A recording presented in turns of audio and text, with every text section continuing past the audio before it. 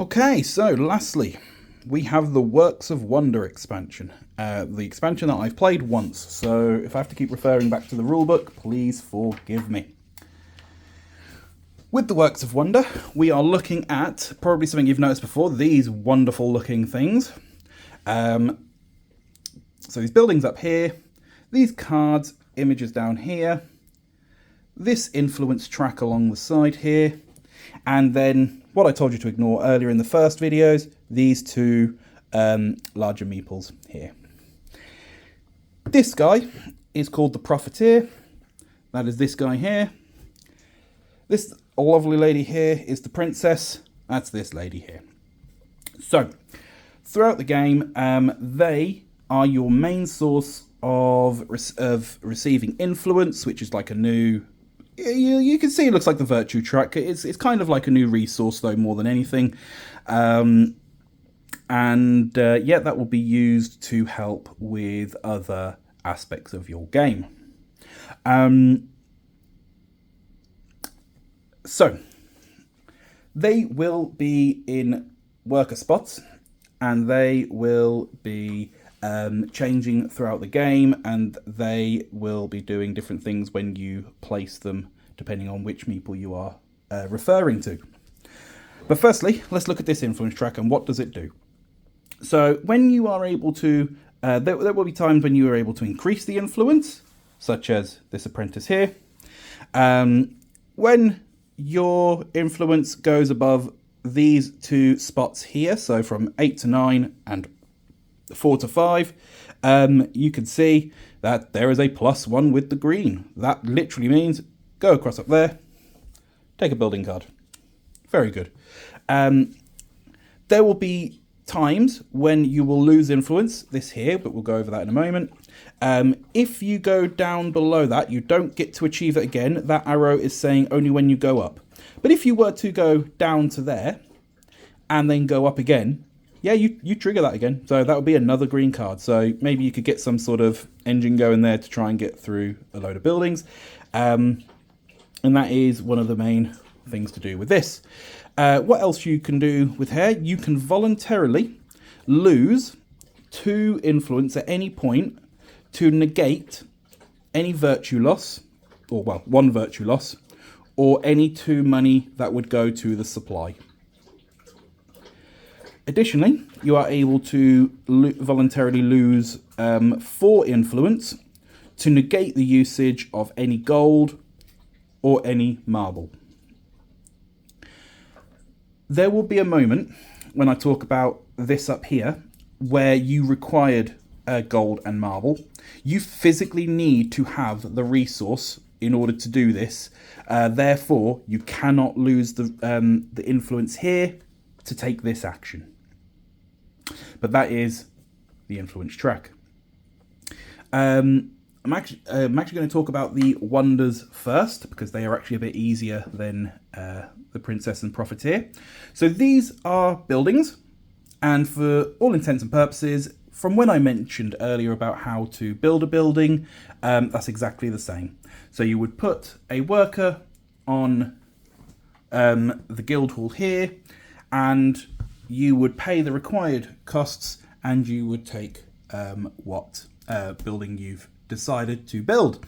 So the costs are here. You will notice they are very expensive when it comes to the main type of resource they are requiring. So, and you know, they are the same color as their resource, which, you know, helps to know which one is which. So 8. So what this one would cost, for example, it would cost 8 marble, 3 influence, so literally paying influence, so this is another reason to increase that, and 3 money. You'll notice that is, when it's shown, that is, yeah, you might notice in person if you are playing with this, that is the light brown money, therefore that goes to the tax stand. You're paying tax in order to build this wonder. But once you have built it, you take the card, put it in front of you. That is now one of your buildings. Additionally to that, you take the structure of the meeple, and you get to place it on one of the spaces on the board. There are a few spaces you cannot put it on. And bear with me because this is one of the things I don't know offhand. Okay, so the 4 spaces, there are 4 spaces that you can't put it on. That's the ones I'll talk about. It's probably easier than the ones that you can put it on. It cannot go to the mines. It cannot go to the guild hall. It can't go to any of the black market spaces. And it cannot go to the tax stand. So black market, tax stand, guild hall, and for whatever reason, the mines. Everywhere else is possible. So what you do is once you've taken the building, you take it and you place it on or nearby, just to sort of make it obvious, one of the spaces on the board that you're allowed to do. And what good does that do? Essentially, what that means is you and only you will always have +1, or acts as if you've got an additional worker there. So if you had that on there, and say we are using the Age of Artisans expansion, I'd put my artisan worker on there. That counts as 3. So 2 for the artisan, 1 for the building. I would take 3 wood. And that always counts as +1.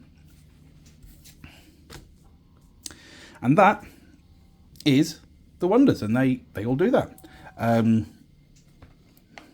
If you wanted, and that is denoted by this. So once again, with the instant action, in this case, 2 virtue. But this is where it's kind of telling you, you can either, when you take the worker space action, it acts as if you've got an additional one. If you want, though, and you don't wish to take the additional resource, you can just increase your influence by 1. And that is the works of wonder.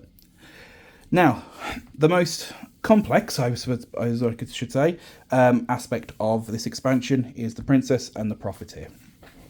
At the start of the game, you'll have this small deck of cards shuffled, and 1 will be turned over and put on this space here. And this will give you 2 different locations. One to place the profiteer. Oh, if it will focus. Oh, it had just about. One to place the profiteer, one to place the princess. So silversmith and workshop. Silversmith, workshop. Now, what this means is, whenever you place one of your workers at their space.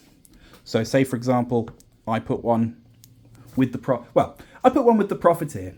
Whenever you place a worker at the same place as the profiteer, you simply gain an influence. Easy. Whenever you place a worker where the princess is, you don't instantly get an influence, but you do activate potentially this card, the card up here. So this is called the contribution card. What you can do is, for whatever space is still showing, doesn't have a physical resource on it, you are able to place one from your area. So say, I don't know, just say I had a spare random clay. I could take that clay and place it on the space there. As you can see underneath, it's got 2 influence symbols. So that would then mean I could go up by 2 influence. So actually you can get more potentially influence from going to the princess's place, and that stays on there. If you have, if you place a gold or a marble, so I place a gold, as well as a 2 influence, you get a virtue. Woo! If you place a marble, you get 2 influence, and you get to take a card from here. If you are using, because of that, if you are using the Princess and Profiteer expansion, with the setup, it's not 2 per player plus 1, it's simply all of them. There's quite a few cards, so during setup, boom, you'll use all of them. because you will go through a lot more than if you were just building the cathedral. So that's what that does. Now, throughout the game, this core also potentially is going to be the cause of more black market resets. So once this has been filled,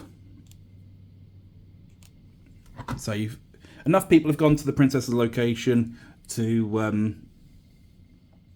put on all of the resources. That can cause, as denoted there, so 5 resources causes a black market reset. A lot of the black market reset will be the same, but there will be some significant differences because of this expansion. So the first thing you do when, well, I say the first thing, during the black market reset, one of the things you do now is any resources that's on there. So, I mean, let's say we did a black market reset because of that, not because of this. And say this is what that card looks like. So no stone and no wood. Any resources that are on here get placed on the wonder cards.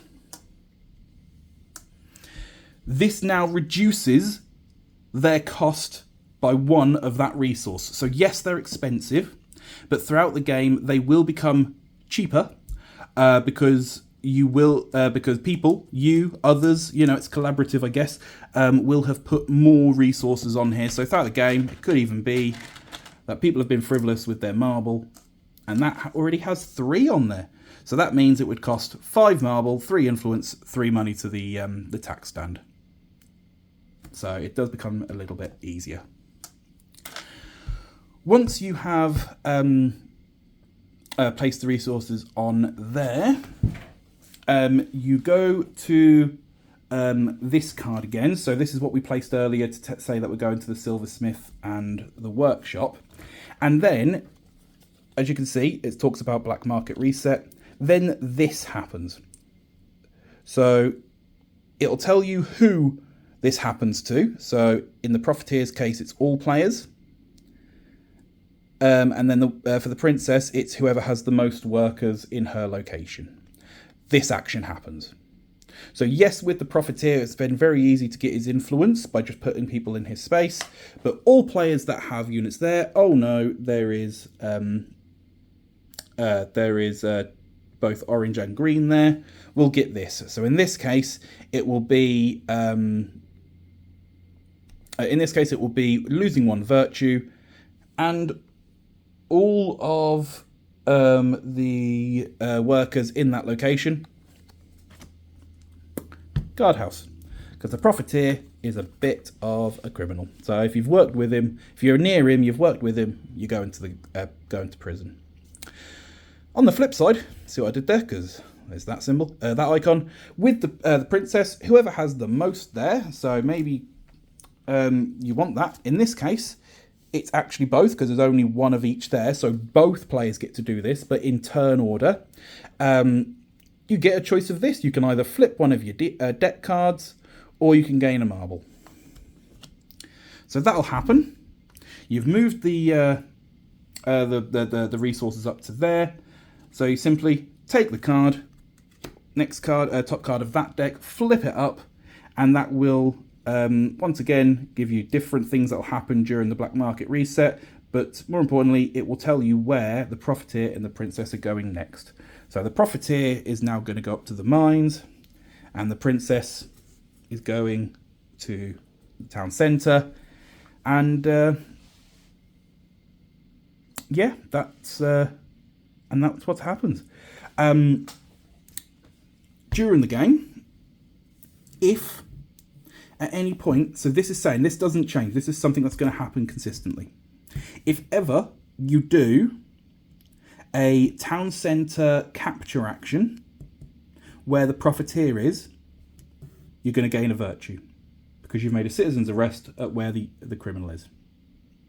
Once again, on the flip side, if ever you do a capture action where the princess is, you're taking her followers away. That's not a very virtuous thing to do. You will lose a virtue.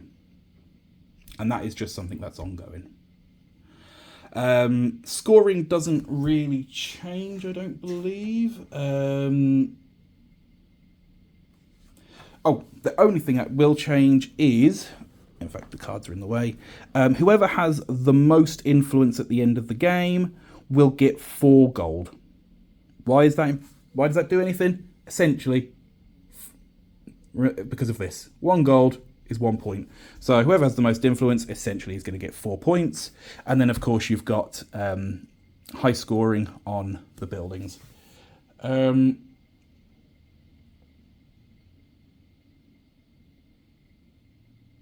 If at any point during this bit multiple players have the same virtue, this is split, so it'll be 2 gold to each. If it was a 3-way split somehow, it would be as even as possible, with the last one being sent away, so it'd be 1 each. And then the last one would go back to the supply. And that is the Works of Wonders expansion. See how I'm doing this now.